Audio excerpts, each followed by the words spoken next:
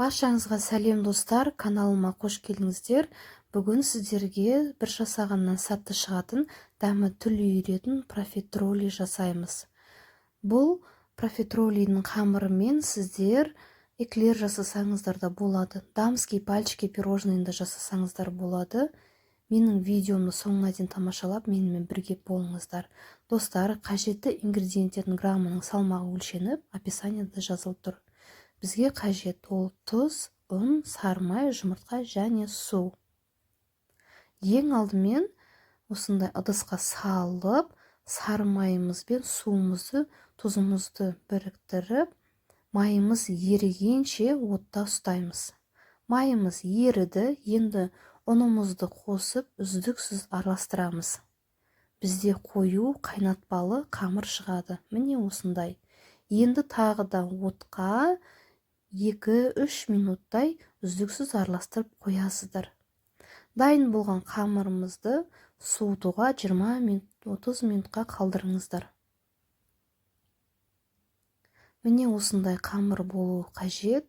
Егер сіздерде жасап жатқан кезде ұнымыз, қамырымыз ыдыстың түбіне жапса, демек қамыр дайын болды деген сөз. Енді жұмыртқа қосамыз. Жұмыртқаны бірден бәрін қосуға болмайды, біртіндеп қосасыздар. Біз қамырымызды дұрыс жасауымыз қажет. Біртіндеп қосып, жақсылап араластырамыз жұмыртқаны. Міне біріктіреміз. Кішкене қою болып қалды, тағы да жұмыртқа қосу қажет. Міне дәл осындай сіздерде де қамыр шығу қажет. Лопаткадан кішкене сырғиды. Ал енді кондитерский мешокқа саламыз. Және насатканы осылай кигізесіздер. Менде эклердің насаткасы номер 9. Шұңғылдау ыдысқа кигізіп, қамырымызды саламыз.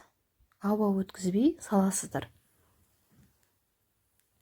Енді эклерімізді жасаймыз, пісіруге кірісеміз. Мен 200 градуста 25 минутта пісірдім. Сіздер өздеріңіздің духовкаларыңызға ориентир жасаңыздар. Әркімде духовка әртүрлі пісіреді. Үлкендеу қылып жасадым, сіздер кішілеу қылып жасасаңыздар да болады. Енді крем жасаймыз. Мен сүзбелі ірімшік, кілегей және қант ұнтағынан крем жасаймын. Бұндай крем жасау ол міндетті емес, сіздер өздеріңіздің қалаған сүйікті кремдеріңізді жасап қоссаңыздар болады. Жақсылап миксерлейміз. Креміміз тұрақты болғанша миксерлейміз. Ингредиенттердің бәрі менде тоңазытқыштан шыққан, өте мұздай.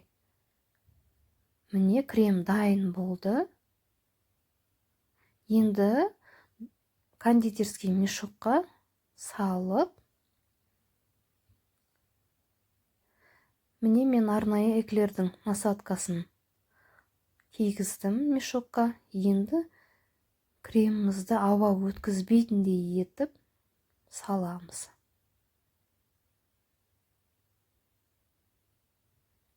Бұл кремнің әрине бір минусы бар. Осылай эклердің ішіне құйып жатқан кезде кішкене күш саласыздар. Өйткені бірден кремнің бәрі тез ағып кетпейді. Міне осылай шоколадты глазурь жасадым. Сәндік үшін осылай бетіне және қатырылған малина. Әсемдеу достар өздеріңіздің фантазияларыңызға байланысты. Сіздер тек қант ұнтағында сеуіп қойсаңыздар болады. Бір жасағаннан сәтті шығады. Сіздер де жасап көріңіздер. Ең бастысы қамырын дұрыс жасау. Достар, тура осы видеодағыдай жасаңыздар. Менімен бірге болғандарыңызға сіздерге үлкен рахмет. Каналыма тіркелмеген болсаңыздар, тіркеліп, лайк басып, пікірлеріңізді қалдыра кетіңіздер.